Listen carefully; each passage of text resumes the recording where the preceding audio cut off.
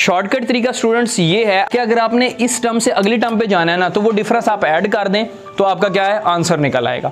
अब देखें 3 से a1 निकालनी है तो आप क्या करेंगे, इस 3a1 यानी इस टर्म के अंदर आप कॉमन डिफरेंस d को ऐड कर दें तो आपकी ये वाली सेकंड टर्म जिसको मैंने स्मॉल a2 से डिनोट किया है, जो कि एक्चुअली कैपिटल A1 है, ये हमारे पास निकल आएगी। अस्सलाम वालेकुम dear students, welcome back to another video. सबसे पहले तो स्टूडेंट्स मैं आप सबसे माज़रत खाऊंगा, इतने दिन मैं वीडियो नहीं डाल सका तो कुछ मसरूफियात की वजह से। अब इंशाल्लाह ताला रेगुलर बाकायदा वीडियोज़ आएंगी और आपका टाइम वेस्ट किए बगैर चलते हैं अपनी वीडियो की तरफ। आज की हमारी वीडियो में ये 3 क्वेश्चंस मैं कवर करूँगा। क्वेश्चन नंबर 1 में कहता है कि which term of the arithmetic progression is -85। अब आपको अरिथमेटिक प्रोग्रेशन दे दिया गया है 5 to -1 up to so on up to and पे एक टर्म लिखी हुई है -85। अब देखिए स्टूडेंट, अरिथमेटिक प्रोग्रेशन की आपको डेफिनेशन पता होनी चाहिए। अरिथमेटिक प्रोग्रेशन क्या चीज़ है? अरिथमेटिक प्रोग्रेशन कहते हैं कि एक सीक्वेंस होता है जिसके अंदर अगली टर्म का डिफरेंस पिछली टर्म के साथ जब माइनस करें तो वो सेम आता है। मतलब ये फॉर एग्जांपल एक सीक्वेंस है A1 A2 A3 A4 up to so on. अब इसमें जब आप डिफरेंस निकालेंगे, अगली टर्म को पिछली टर्म से माइनस करेंगे A2 माइनस A1, और किसी भी 2 कंसेक्टिव साथ साथ वाली टर्म्स को जब आप माइनस करेंगे, अगली टर्म माइनस पिछली टर्म, तो जो जवाब निकलेगा वो सेम निकलेगा। मतलब A2 माइनस A1 करें, चाहे A4 माइनस A3 करें, चाहे A10 माइनस A9 करें, जो मर्जी आप स्टूडेंट्स करें तो आपको जो है वो डिफरेंस सेम नहीं मिलेगा। ओके हो गया, ये था अरिथमेटिक प्रोग्रेशन सीक्वेंस। अब वो कहता है कि ये अरिथमेटिक प्रोग्रेशन सीक्वेंस है, इसमें आपने बताना है कि ये जो टर्म दी हुई है ये कितनी टर्म है। मतलब आपने बताना है कि ये नंबर कौन सा आ रहा है। देखें 1 2 3 4 5 अप टू सो ऑन चलते चलते ये कितने नंबर पे ये टर्म आ रही है, आपने इसमें स्टूडेंट्स ये बताना है। ओके हो गया। अब देखें हमारे पास स्टूडेंट्स जो इसमें क्वेश्चन में फार्मूला यूज़ होना है वो ये है, an is equal to A1 plus n-1 into D. ये जनरल टर्म निकालने का फार्मूला है अरिथमेटिक प्रोग्रेशन की। आपने कोई भी nth टर्म निकालनी है जनरल टर्म तो उसका ये फार्मूला है। अब देखें इसमें A1 क्या है, A1 कहते हैं पहली टर्म को, तो 5 आपके पास A1 निकल आया।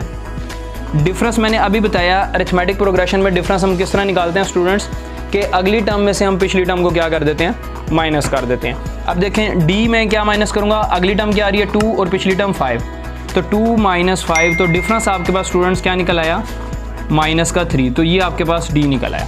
अब इस फार्मूले को लगाएं और an से मुराद यहाँ पर जो होता है, an कहते हैं nth टर्म।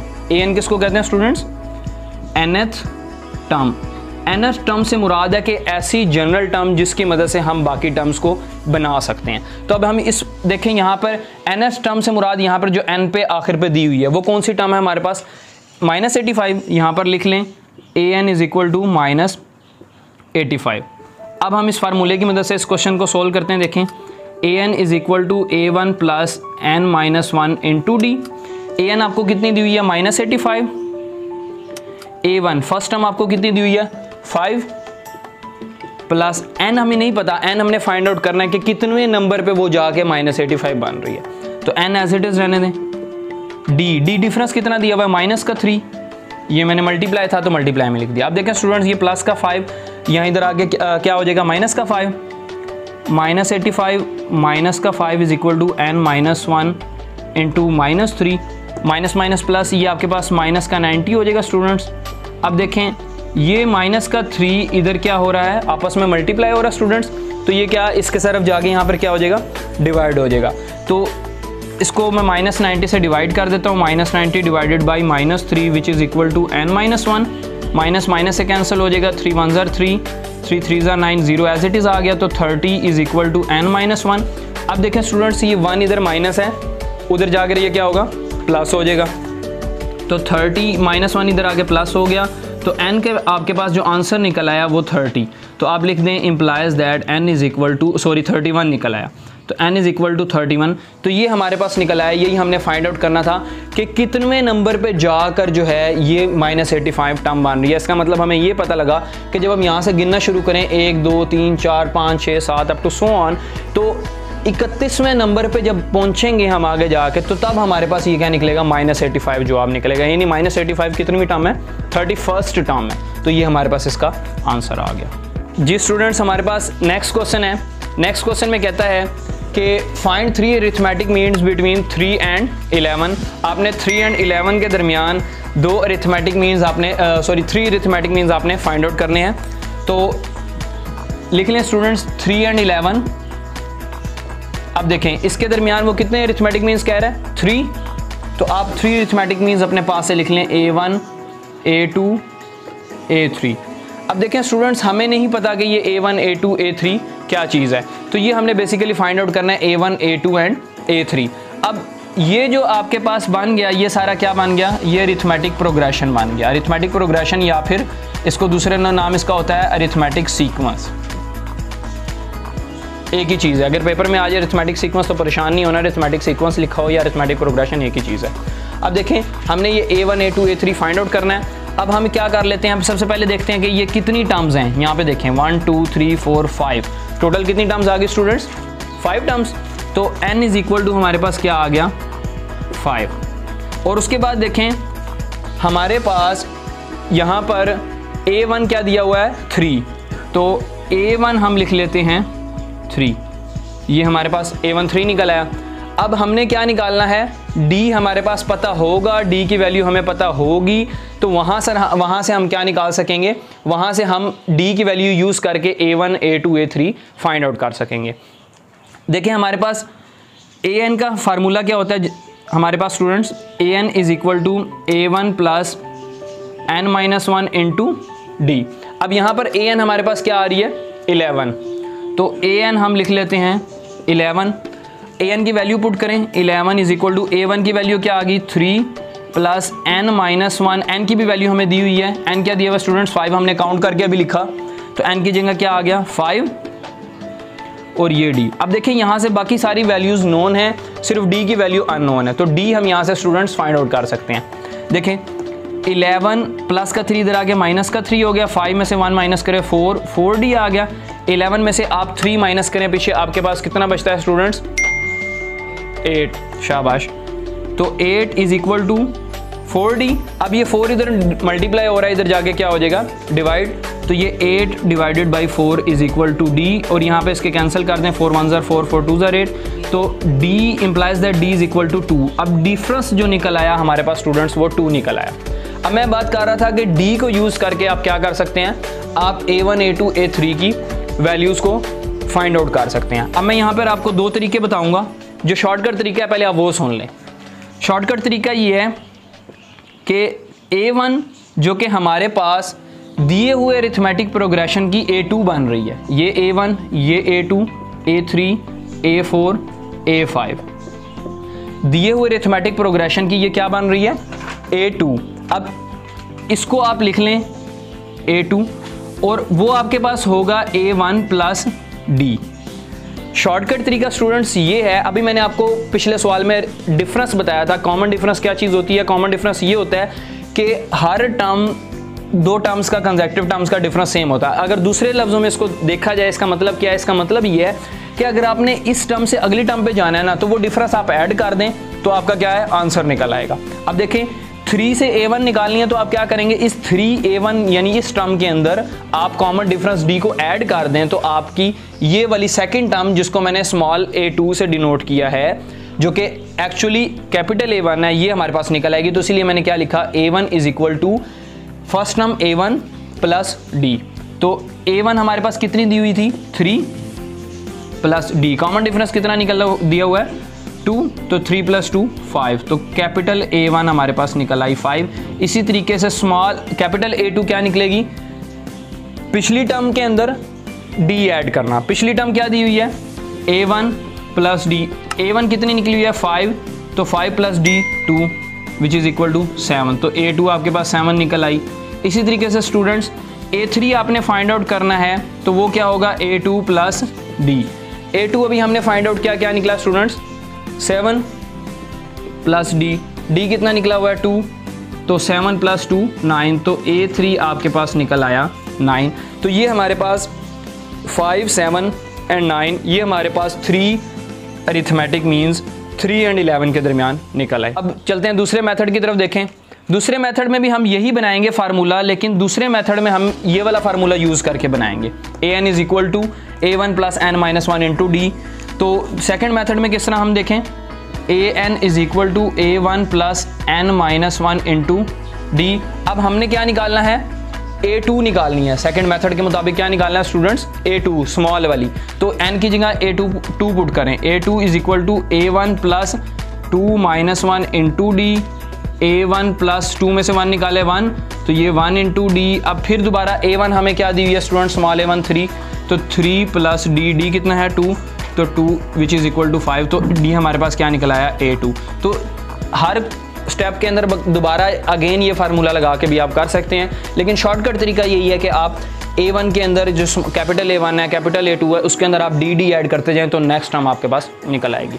अब चलते हैं नेक्स्ट क्वेश्चन की तरफ स्टूडेंट्स। अब नेक्स्ट क्वेश्चन है हमारे पास, show that the reciprocal of the terms of geometric progression form another geometric progression.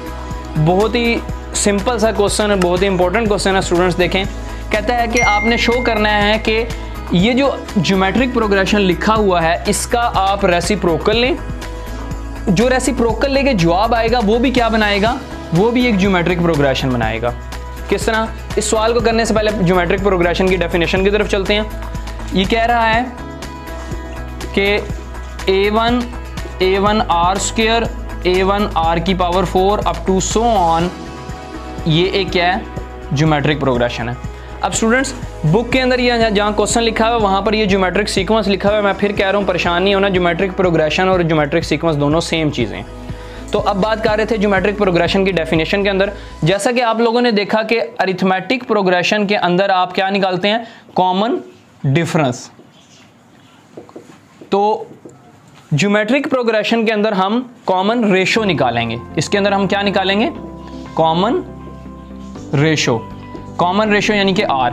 जैसे कि अरिथमेटिक प्रोग्रेशन में आपने देखा कि अगली टर्म को पिछली टर्म से माइनस करें तो आपके पास D निकलता था। हर दो टर्म्स कंसेक्टिव को माइनस करके जो डिफरेंस आता था वो सेम निकलता था।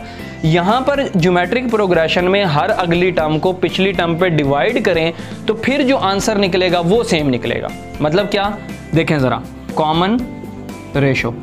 अब कॉमन रेशो मैंने ज्योमेट्रिक प्रोग्रेशन की डेफिनेशन के मुताबिक क्या बताई कि अगली टर्म को पिछली टर्म पे डिवाइड करना है। देखें अगली टर्म क्या आ रही है, a1 r स्क्वायर, और पिछली टर्म क्या आ रही है, a1। इसको डिवाइड करें तो ये हमारे पास क्या निकल आएगा, a1 से कैंसिल हो जाएगा, r स्क्वायर निकल आएगा। इसी तरह दूसरे की कॉमन रेशो क्या निकालें, तो दूसरी कॉमन रेशो इसको ऊपर रखें, इसको नीचे रखें, a1 r की 4 और नीचे a1 r की 2। ये a1 से कैंसिल, r स्क्वायर r4 से r स्क्वायर r4 से कैंसिल, तो क्या बचा r2। अब देखें ये आपको यहाँ से पता लग गया कि दोनों में जवाब सेम निकल रहा है। ये क्या थी, ये कॉमन रेशो थी। ये करना नहीं है, ये सिर्फ समझाने के लिए कर रहा हूँ। क्वेश्चन यहाँ से शुरू नहीं हो रहा, क्वेश्चन जो है वो यहाँ से आपका स्टार्ट हुआ बेसिकली कि आपने जो प्रूव करना है वो ये करना है कि इसका जो रेसिप्रोकल है, इसका रेसिप्रोकल लें, उसमें ये डिफरेंस निकाल के इक्वल दिखा दे तो आपका क्वेश्चन प्रूव हो जाएगा। देखिए मैं रेसिप्रोकल लेके सॉल्व करता हूँ। सबसे पहले इसका रेसिप्रोकल लें, 1/a1 r square 1/a1 r की 4 अप टू सो ऑन। इसको मैंने क्या कर दिया, उल्टा आगे लिख दिया, a1 ऊपर था नीचे लिख दिया, a1 r स्क्वायर ऊपर था नीचे लिख दिया, a1 r की 4 ऊपर था इसको नीचे लिख दिया। ये हमारा क्या निकल आया, ये एक नया सीक्वेंस बन गया। अब वो कहता है ये सवाल में कि शो करें कि ये जो सीक्वेंस बना इसको हमने शो करना है कि ये भी ज्योमेट्रिक प्रोग्रेशन बना रहा है। यानी कि हमने ये शो करना है कि इसमें भी कॉमन रेशो, इस टर्म को डिवाइड करें इस पे, इस टर्म को डिवाइड करें इस पे, तो जो जवाब आएगा वो सेम निकलेगा। देखें करते हैं, कॉमन रेशो निकालें तो कॉमन रेशो यहाँ पर आपके पास निकल आएगी 1/a1 r square divided by previous term 1 divided by a1। अब इसको डायरेक्ट भी आप कैंसिल करके लिख सकते हैं। अगर डायरेक्ट नहीं करना तो आसान तरीके से आप इसको, इस डिवीजन के साइन को आप डिवीजन के साइन में लिख दें यूँ करके, नीचे ये 1/a1, ये जो था नीचे जो टर्म लिखी हुई थी इसको मैंने इस डिवीजन के साइन को यूज़ करते हुए स्टूडेंट्स मैंने ये लिख दिया कि डिवीजन का साइन डिवाइडेड बाई दिस। अब इस डिवीजन को मल्टीप्लिकेशन में कन्वर्ट कर दें तो ये टर्म ऊपर चली जाएगी और 1 नीचे आ जाएगा। 1 डिवीजन में लिखे ना लिखे फ़र्क नहीं पड़ता, आपको पता है। A1 से कैंसिल, तो क्या आंसर निकला है 1/r²। ये हमारे पास क्या निकल आया, ये हमारे पास R1, इसको मैंने अपने पास से नाम दे दिया। आप ना भी दे, कॉमन रेशो कह दें। तो उसके बाद अब दूसरी कॉमन रेशो मैंने फाइंड आउट करनी है। देखें कॉमन रेशो, अब मैं क्या करूंगा, इस टर्म को इस टर्म पे डिवाइड करूंगा। देखें 1 divided by A1R⁴ divided by 1 divided by A1R⁴। ये नहीं करना स्टूडेंट्स के इसको इस वाली टर्म पे डिवाइड कर रहे हो, नहीं, कंसेक्टिव टर्म पे डिवाइड करना है कि इसको उससे पिछली वाली पे, इसको उससे पिछली वाली पे। अब देखें डिवाइड करके सॉल्व करते हैं।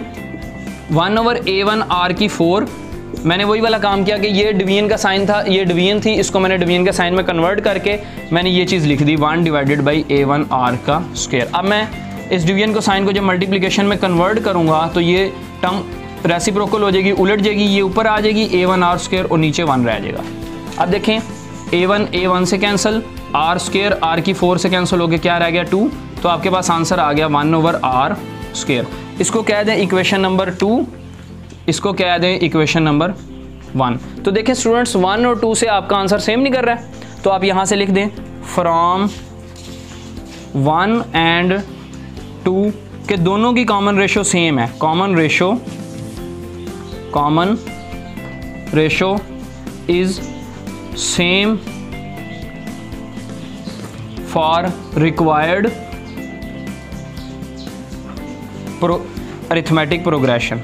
जो हमें रिक्वायर्ड अरिथमेटिक प्रोग्रेशन था उसकी हमें कॉमन रेशो सेम मिली। तो यहाँ से क्या बात प्रूव हुई, यहाँ से प्रूव हो गया कि so proved required arithmetic progression forms geometric progression, कि जो हमें रिक्वायर्ड अरिथमेटिक प्रोग्रेशन है वो क्या बनाता है, ज्योमेट्रिक प्रोग्रेशन बनाता है। उम्मीद करता हूँ स्टूडेंट्स आप लोगों को आज की वीडियो पसंद आई होगी। अगर वीडियो अच्छी लगी तो काइंडली मेरे चैनल को लाइक भी कर दें, सब्सक्राइब भी कर दें, और ताकि इसी तरह की मज़ीद आने वाली वीडियोज़ आप तक बआसानी पहुँचती रहें। मिलते हैं नेक्स्ट वीडियो के अंदर, तब तक के लिए अल्लाह हाफिज़।